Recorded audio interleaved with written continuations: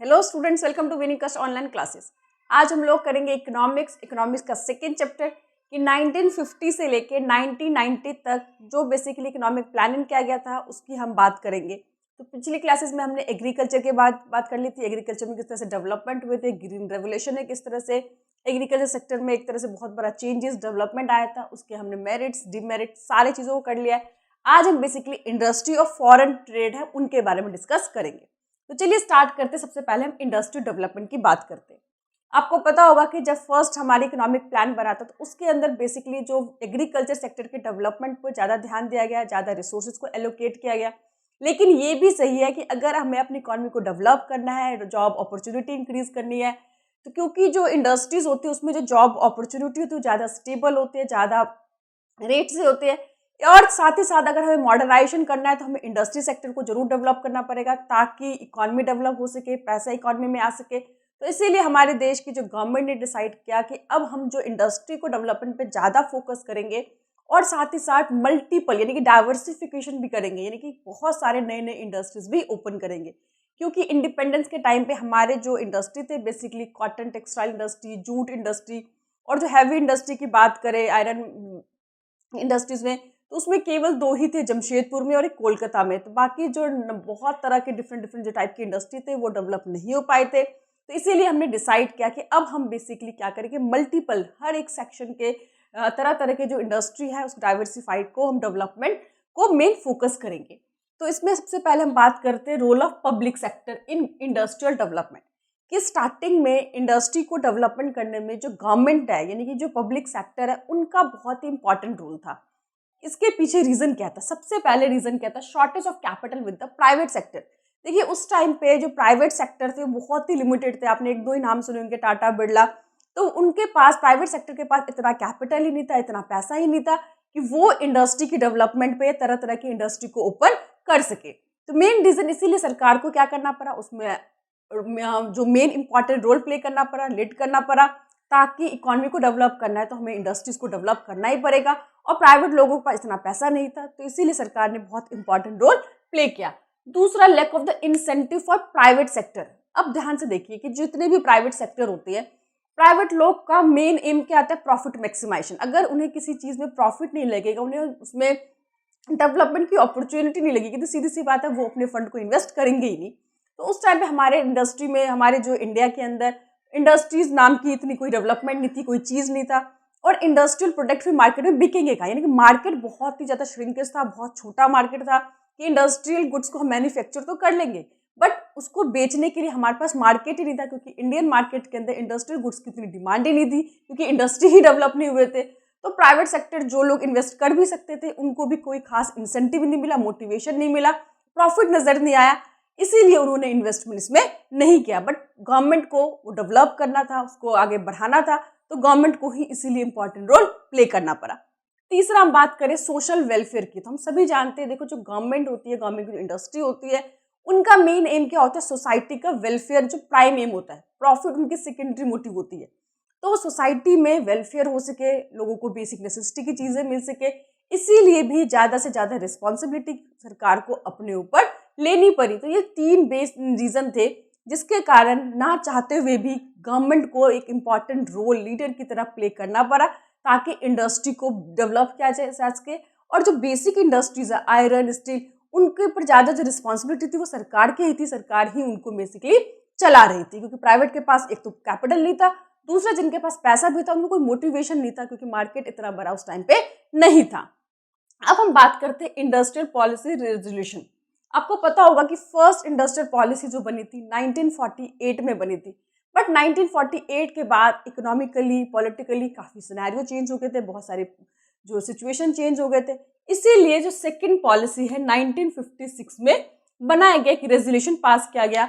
और इस रेजोल्यूशन में एक बहुत बड़ा डिसीजन लिया गया कि जितने भी हमारे इकोनॉमी की जो इंडस्ट्री थी उनको तीन भागों में हमने डिवाइड कर दिया, फर्स्ट, सेकंड एंड थर्ड।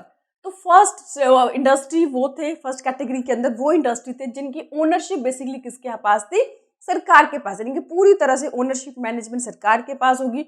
और इनमें जो बड़े हैवी इंडस्ट्रीज थे जैसे कि आयरन इंडस्ट्रीज हो गए, दूसरा जो कोर इंडस्ट्रीज हो गए, जैसे रेलवे हो गया, शिपिंग हो गए, एयरक्राफ्ट हो गया, एटॉमिक हो गया, आर्म्स हो गए, ये सारे मेन और कोर जो इंडस्ट्री थे वो सरकार के अंडर में आ गए ताकि सरकार इनको ऑपरेट करे, सरकार इनको डेवलप करे। कैटेगरी बी के अंदर 12 इंडस्ट्रीज थे जो बेसिकली जो सेटअप थे वो सरकार के द्वारा किया जाना था, लेकिन उसको जो प्राइवेट इंडस्ट्री है वो उनको एक सपोर्टर, एक कॉम्प्लीमेंटर के रोल प्ले करेंगे, जिसमें भी aluminium, mining, machine tool, fertiliser, ये सारे इंडस्ट्री जिसमें आए। और जो कैटेगरी थर्ड था उसके अंदर जो ओनरशिप थी वो पूरी तरह से प्राइवेट लोगों के हाथों में थी, मैनेजमेंट, ओनरशिप सब कुछ, बट लाइसेंस के थ्रू सरकार उसको कंट्रोल कर रही थी। तो अब आपके दिमाग में आएगा कि लाइसेंस क्या होता है। देखिए, लाइसेंस का मतलब होता है कि गवर्नमेंट का रिटर्न परमिशन, यानी कि अगर पहले क्या होता था, छोटा से छोटा कोई बिजनेस स्टार्ट करोगे, first of all you have to take a permission from the government, यानी कि सरकार से आपको रिटर्न परमिशन लेनी पड़ेगी, सरकार आपको परमिट देगी तो ही आप उस इंडस्ट्री को कर सकते हो, चला सकते हो, अदरवाइज आपको नहीं कर सकते। तो इंडस्ट्रियल लाइसेंस बेसिकली क्या था, रिटर्न परमिशन था गवर्नमेंट की तरफ से, इंडस्ट्रियलिस्ट को, मैन्युफैक्चरर को मिलता था, वो परमिशन लेते थे, उसके बाद ही अपने बिजनेस को स्टार्ट वो करते थे। तो इसमें ध्यान रखना है कि ये बेसिकली गवर्नमेंट को एम्पावर दिया गया था लाइसेंस के रूप में, ताकि सरकार उन इंडस्ट्री पे एक तरह से पूरी तरह से कंट्रोल कर सके और देख सके कि वो सही इंडस्ट्री को ही परमिशन दे और वो डेवलप हो सके। तो इसमें सरकार को 3 यानी क्या कोई नई इंडस्ट्री सेटअप करनी है तो भी आपको लाइसेंस लेना पड़ेगा। अगर पहले से कोई आपकी सेटअप इंडस्ट्री है उसको आपको एक्सपैंड करना है, बढ़ाना है, क्वांटिटी एक्सपैंड करना चाहते हो फर्स्ट ऑफ, तो फिर आपको फिर से सरकार से परमिशन लेनी पड़ेगी। अगर आप बिजनेस को डाइवर्सिफाई करना चाहते हो, तरह तरह के इंडस्ट्रीज ओपन करना चाहते हो, तो भी आपको सरकार से परमिशन लेनी पड़ेगी। तो बहुत तरह की रिस्ट्रिक्शन के साथ प्राइवेट लोगों को परमिशन दिया था इंडस्ट्री को चलाने के लिए। तो आगे हम पढ़ेंगे कि ये जो रिस्ट्रिक्शन था किस तरह से प्राइवेट सेक्टर को डेवलप नहीं होने दिया, वो हम नेक्स्ट सेक्टर में बात करेंगे। तो यहाँ पे लाइसेंस के थ्रू प्राइवेट इंडस्ट्री, मैन्युफैक्चरर को सरकार ने पूरी तरह से कंट्रोल कर रखा था, उनके अंडर में इस तरह से आ रहे थे। तो ये बेसिकली हमने इंडस्ट्री की बात की। अब हम बात करते हैं कि इंडस्ट्री, बड़े बड़े इंडस्ट्री के साथ साथ जो छोटे इंडस्ट्रीज होते हैं जिन्हें हम क्या बोलते हैं, स्मॉल स्केल इंडस्ट्री। देखो, ये इंडस्ट्री क्या है कि भारत जैसे देश में वो बहुत ही एक इम्पॉर्टेंट रोल प्ले करती है। इसके पीछे रीजन क्या है, देखिए, जो स्मॉल स्केल इंडस्ट्रीज होती है वहां पे ज्यादातर काम कौन करता है, लेबर करती है, यानी कि लोगों के द्वारा कराया जाता है, कम से कम मशीनरी को यूज किया जाता है। तो भारत जैसे देश में जहाँ पे लेबर अबेंडेंस है, बहुत ज्यादा हमारे यहाँ पे पॉपुलेशन है, लोगों के पास काम नहीं है, अगर गांव में, छोटे एरियाज में, बैकवर्ड एरियाज में अगर स्मॉल स्केल इंडस्ट्रीज ओपन होगी तो वहाँ के जो लोकल पीपल है उनको क्या मिलेगा, जॉब अपॉर्चुनिटी मिलेगी, उनका एम्प्लॉयमेंट बढ़ेगा, एम्प्लॉयमेंट बढ़ेगी तो गरीबी कम होगी, पॉवर्टी हटेगा, लोगों का लाइफस्टाइल इंप्रूव होगा, इकोनॉमी डेवलप होगी। तो ये सब चीज़ें जो है स्मॉल स्केल इंडस्ट्री बहुत ही इंपॉर्टेंट रोल प्ले करता है। तो लेकिन आपको समझना है कि जो गवर्नमेंट ने स्मॉल स्केल इंडस्ट्री को कहा किस इंडस्ट्री को, तो ये बेसिकली इन्वेस्टमेंट लिमिट के बेसिस पे था। 1950 में इन्वेस्टमेंट की लिमिट क्या थी, सिर्फ 5 लाख, यानी कि 5 लाख तक की कोई इन्वेस्टमेंट होगी तो उस कंपनी को, उस इंडस्ट्री को स्मॉल स्केल इंडस्ट्री कहा जाता था। लेकिन अब उसकी लिमिट बढ़ाकर 1 करोड़ कर दिया, क्योंकि टाइम के साथ आपको पता है सभी चीज़ें महंगी हो गई है। तो इसीलिए जो इन्वेस्टमेंट की जो लिमिट है, अब स्मॉल स्केल इंडस्ट्री उस इंडस्ट्री को कहा जाता है जिसमें इन्वेस्टमेंट 1 लाख तक रुपए की होती, 1 करोड़ रुपए, याद रखना 1 करोड़ रुपए तक होती है, उसको स्मॉल स्केल इंडस्ट्री कहा गया है। तो अब गवर्नमेंट का जो इम्पोर्टेंस है स्केल इंडस्ट्री को, सबसे पहला मैंने बताया कि एम्प्लॉयमेंट जनरेशन। देखो, ये जो इंडस्ट्रीज होती है बड़े इंडस्ट्री की तुलना में ज़्यादा जॉब अपॉर्चुनिटी प्रोवाइड करती है, क्योंकि मैंने बताया ये basically labour intensive technique use करती है, जहाँ पे लेबर को ज़्यादा अपॉर्चुनिटी मिलती है, ज़्यादा एम्प्लॉयमेंट मिलता है। कहते हैं कि बड़े इंडस्ट्री में जितना इन्वेस्ट करके आप 1 पर्सन को जॉब दे रहे हैं, उतनी इन्वेस्टमेंट करके यहाँ पे 13 लोगों को जॉब मिल सकता है। और भारत जैसे देश, स्पेशली जहाँ पे पॉपुलेशन इतनी ज़्यादा है, अनएम्प्लॉयमेंट इतनी ज़्यादा है, तो ऐसे देशों में तो खैर इस तरह की इंडस्ट्री को प्रमोट करना, डेवलप करना बहुत ही जरूरी हो जाता है। दूसरा, ये जो इंडस्ट्रीज होती है बेसिकली रूरल एरियाज में ज़्यादा होते हैं, तो रूरल एरिया में एग्रीकल्चर के अलावा कोई सेकंड सोर्स भी नहीं होता है इनकम का, एम्प्लॉयमेंट का, तो वहाँ पे भी ये इंडस्ट्री इतना इंपॉर्टेंट रोल प्ले करती है। दूसरा, need for protection from the competition. आपको पता है कि अगर मान लीजिए एक छोटी इंडस्ट्री है और वही सेम गुड्स अगर बड़ी इंडस्ट्री मैन्युफैक्चर कर रही है, तो सीधी सी बात है कि छोटी इंडस्ट्री बड़े इंडस्ट्री के सामने कंपटीशन में फेल हो जाएगी। रीज़न क्या है, उनके पास बल्क में प्रोडक्शन कर रहे हैं, जिनके कारण उनके बहुत तरह की बचती होंगी, उनका जो कॉस्ट मैन्युफैक्चरिंग यूनिट है पर यूनिट बहुत सस्ता हो जाएगा, वो बड़े लेवल पे एडवर्टाइज कर पाएंगे अपनी चीज़ों के लिए।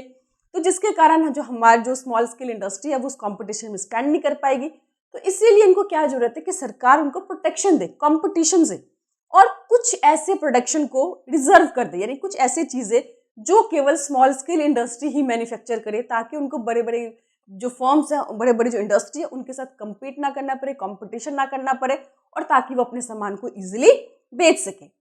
अब आपको पता है स्मॉल स्केल इंडस्ट्री की बेनिफिट तो बहुत है, बट उनके सामने प्रॉब्लम भी बहुत ज़्यादा है। प्रॉब्लम क्या है? बेसिकली कहाँ पे होती है? रूरल एरियाज़ में।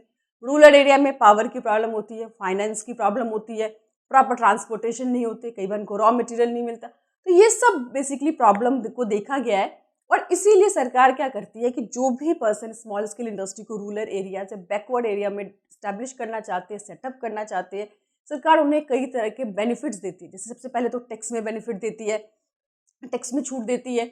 दूसरा, उनको जो पावर होता है उस पर बहुत ही सब्सिडीज देती है, बहुत ही कंसेशन रेट उनको प्रोवाइड करती है। तीसरा, अगर उनको मैन्युफैक्चर गुड्स को बाहर जाना है तो उन पर बहुत कम टैक्स लगाती है। तो इस तरह से डेवलपमेंट करने के लिए सरकार ने बहुत तरह के प्रोग्राम और पॉलिसी बनाए हुए थे, ताकि स्मॉल स्केल इंडस्ट्री डेवलप हो सके और ज़्यादा से ज़्यादा लोगों को यहाँ पर काम मिल सके।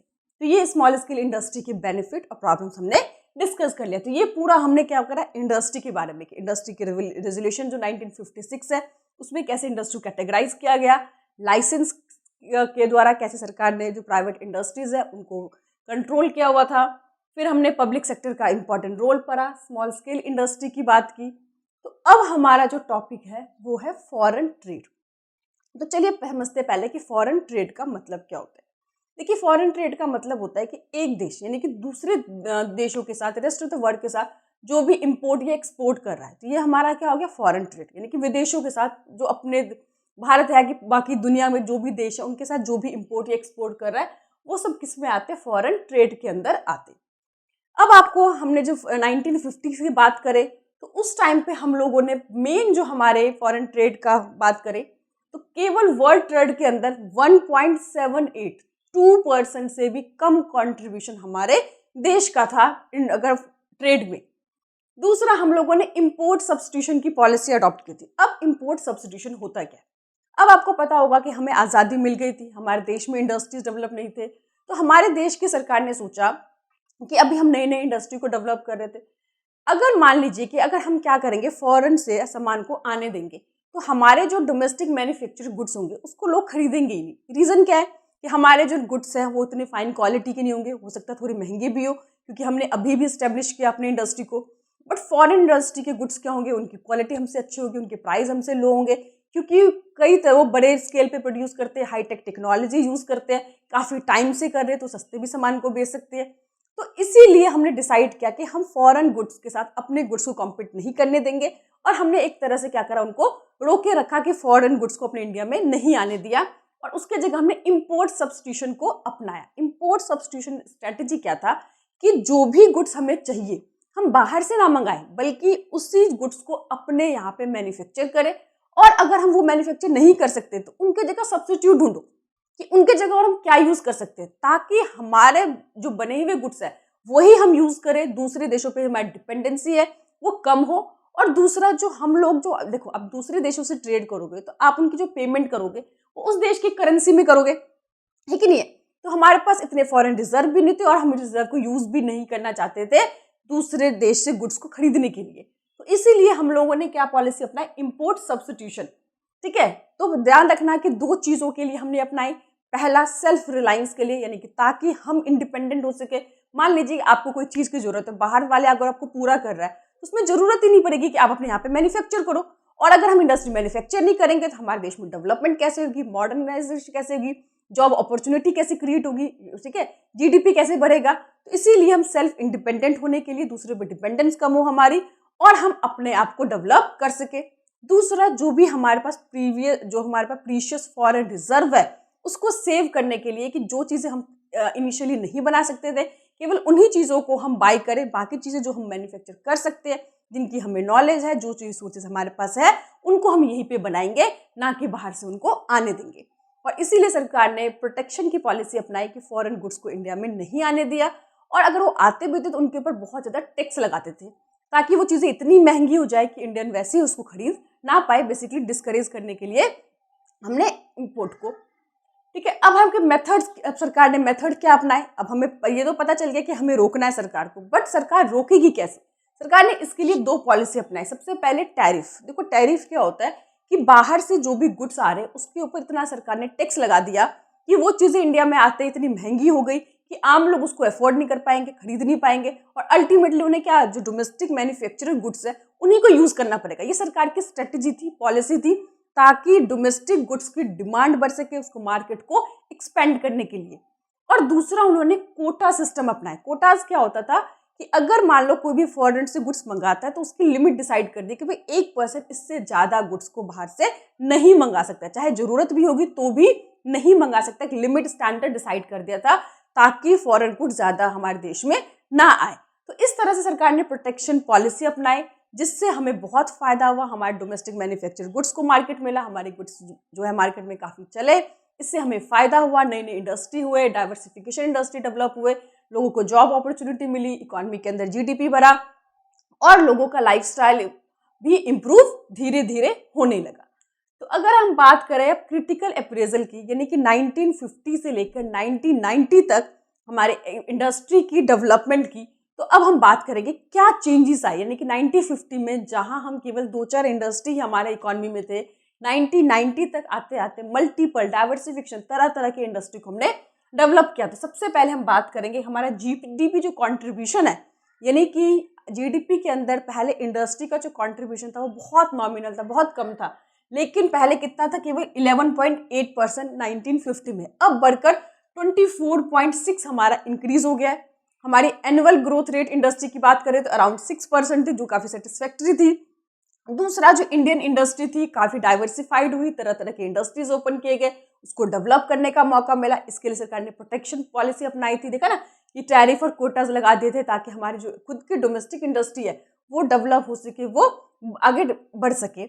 दूसरा, हमने बहुत सारे number of small scale industry develop किए, सरकार ने उनको प्रोटेक्शन दिया, कई तरह की फैसिलिटी दी, सब्सिडीज दी, ताकि ये जो स्मॉल स्केल इंडस्ट्री है काफ़ी ज़्यादा जॉब ओरिएंटेड इंडस्ट्री है, लेबर इंटेंसिव टेक्निक अडॉप्ट करती है, जिसके कारण लोगों को जॉब मिलना स्टार्ट हुआ, एम्प्लॉयमेंट हमारा बढ़ा। दूसरा, protection from the foreign competition, वो तो हमने पढ़ ही लिया, सरकार ने प्रोटेक्शन दिया। 1990 तक फॉरेन गुड्स इजीली एक देश से दूसरे देश में, हमारे देश में इजीली मूव नहीं करते थे। हमने देख लिया था कि इसमें सरकार ने इनवर्ड लुकिंग यानी कि इंपोर्ट सब्स्टिट्यूशन अपनाया था। बट एक प्रॉब्लम भी हो गई थी, लैक ऑफ कंपटीशन। देखो अब हमारे डोमेस्टिक मैन्युफैक्चरर जो थे वो उतने फाइन टेक्नोलॉजी यूज नहीं कर रहे थे, उनको इतना फॉरेन के साथ उतना कंपटीशन नहीं हो पा रहा था, इसीलिए कहीं ना कहीं वो, अगर हम बात करें तो क्वालिटी वाइज वो इतने ज़्यादा फाइन नहीं बना पाए, क्योंकि उन्हें कोई कंपटीशन नहीं फेस करना पड़ा था, वो नई चीज़ों को सीख ही नहीं पाए। यानी कि हमने फॉरेन गुड्स को तो आने से एक तरह से रोक दिया था, तो नई टेक्नोलॉजी को अडॉप्ट नहीं कर पाए, जिसके कारण की जो क्वालिटी है वो इतनी इंप्रूव नहीं हो पाई, और हमारे जो गुड्स थे वो उतनी ज़्यादा मतलब अच्छी क्वालिटी की नहीं हो पाई, ये कंपटीशन के चलते हुआ। ठीक है, क्योंकि उन्हें कोई कंपटीशन फेस ही नहीं करना पड़ा, सारे नए इंडस्ट्री थे और उन्हीं को मैन्युफैक्चर कर रहे थे। तो ये एक डिमेरिट्स है, आगे हम इसको और डिस्कस करेंगे कि कहीं ना कहीं इससे हमारे जो डोमेस्टिक इंडस्ट्री थे उसको नुकसान हुआ कि कंपटीशन में वो कभी स्टैंड नहीं कर पाए क्वालिटी वाइज, जो दूसरी कंपनी जितना अच्छा क्वालिटी बनाती थी। उसके बाद हम बात करें तो लाइसेंस पॉलिसी, आपने देखा कि सरकार, अगर आपको कोई बिजनेस नया स्टार्ट करना है तो आपको सरकार से रिटर्न परमिशन लेनी पड़ेगी, और वो जो परमिशन थी, लाइसेंस की जो पॉलिसी, इतनी लेंदी पॉलिसी थी, यानी कि इतना लंबा प्रोसेस चलता था कि कई महीने साल तो आपको केवल लाइसेंस को अप्लाई करने में, सरकार परमिशन देगी, बहुत इतने सारे प्रोसीजर फॉलो करना पड़ेगा। तो अननेसेसरी क्या होता था, टाइम कंज्यूम होता था और बहुत सारे लोग उस बिजनेस को नहीं कर पाते थे। दूसरा, आपको पता होगा कि जो लाइसेंस के कारण, अगर आपको बिजनेस, अगर अपनी जो भी है क्वांटिटी को इंक्रीज करना है तो फिर से आपको सरकार से परमिशन लेनी पड़ेगी, सरकार आपको चेक करेगी, देखेगी, आपको सरकार को कन्विंस करना पड़ेगा। अगर सरकार कन्विंस हो पाती है आपकी बातों से, आपके दलीलों से, तो ही आपको ज़्यादा गुड्स क्वालिटी, जो क्वांटिटी है, आपको मैन्युफैक्चर करने की परमिशन देगी। तो ये सारे जो सिस्टम थे बहुत ज़्यादा कंजर्वेटिव कह सकते हैं, कि जो प्राइवेट इंडस्ट्री थी उसकी डेवलपमेंट में हिंड्रेंस थी, बाधाई थी, कि ये भी रीज़न था कि जिसके कारण जो प्राइवेट इंडस्ट्री है वो जितना उसमें पोटेंशियल था, जितनी डेवलपमेंट अपॉर्चुनिटी थी, उसका वो एडवांटेज नहीं ले पाई सरकार की जो स्ट्रिक्ट पॉलिसी के कारण। अगर हम बात करें पब्लिक सेक्टर का, तो हम पढ़ ही चुके हैं कि पब्लिक सेक्टर जो थे मेन इंपॉर्टेंट रोल प्ले कर रहे थे। सरकार की कुछ तो मजबूरी थी कि प्राइवेट इंडस्ट्री के पास इतना पैसा नहीं था। दूसरा, प्राइवेट लोगों के पास कोई इतना मोटिवेशन नहीं था। तीसरा, हमने पढ़ा कि सोशल वेलफेयर के लिए तो ये सारे रीज़न थे जिसके कारण जो मेन जो लीडर था वो पब्लिक सेक्टर था, सभी चीज़ों पे पब्लिक जो स्टेट है उसकी ओनरशिप थी, प्राइवेट इंडस्ट्री ज़्यादा डेवलप नहीं कर पाई और जिसका परिणाम ये हुआ कि 1990 तक आते आते हमारी इकॉनमी जो डेवलपमेंट स्टार्ट तो बहुत अच्छे से हुई थी, लेकिन 1990 तक आते आते कहीं ना कहीं हमारी डेवलपमेंट काफ़ी रुक गई थी। हमारे ऊपर इतना लोन आ गया था फॉरेन, हमने इतने डेट में चढ़ चुके थे कि हम प्रिंसिपल अमाउंट तो छोड़ो, हम केवल ब्याज भी उसको नहीं रीपे कर पा रहे थे। वर्ल्ड बैंक ने, IMF ने हमें अल्टीमेट दे दिया था कि अगर आप इसी पॉलिसी से काम करते रहोगे तो आपकी इकोनॉमी कभी डेवलप नहीं हो पाएगी, आपको अपनी स्ट्रेटजी, अपनी पॉलिसी में चेंज करना पड़ेगा, अदरवाइज हमें लोन मिलना बंद हो जाएगा। आपको पता होगा कि हमारे जो मतलब एक तरह से कह सकते हैं कि बहुत बुरा हाल हो गया था हमारे इकॉनमी का 1990 तक आते, कि प्राइवेट सेक्टर को हमने डेवलप नहीं होने दिया। गवर्नमेंट सेक्टर में जितनी भी इंडस्ट्री थी सारे सिक हो गई थी, सारे लॉसेस में जा रही थी, इनएफिशिएंट ऑपरेशन चल रहा था, हमारे पास फॉरेन रिजर्व इतना नहीं था कि एक हफ्ते तक हम आगे ट्रेड कर सके, हमारे गुड्स की जो क्वालिटी है वो काफ़ी ज़्यादा डिक्लाइन हो गई थी, गिर गई थी। तो आगे हम नेक्स्ट चैप्टर में पढ़ेंगे कि किस तरह से सरकार को 1991 में एक बहुत बड़ा इंडस्ट्री के अंदर चेंजेस लाने पड़े, न्यू पॉलिसी लेकर आए और उस वहाँ से हम कैसे अपनी इकोनॉमी के टर्निंग पॉइंट, वहाँ से जो हमारा डेवलपमेंट स्टार्ट हुआ एक नई नई पॉलिसी के कारण, नई नई स्ट्रेटेजी के कारण, उससे हमारे डेवलपमेंट में काफ़ी चेंजेस आए और तब से हमारी इकोनॉमी काफ़ी तेज़ी से ग्रो करने लगी है। बट वो हम नेक्स्ट चैप्टर में बात करेंगे। तो आई होप आप लोगों को समझ में आ गया। कोई दिक्कत हो, कोई प्रॉब्लम हो, आप लोग मुझे कमेंट कीजिए। बाकी नोट्स के लिए आप लोग विनिंग क्वेस्ट आपको डाउन कर सकते हैं। Thank you.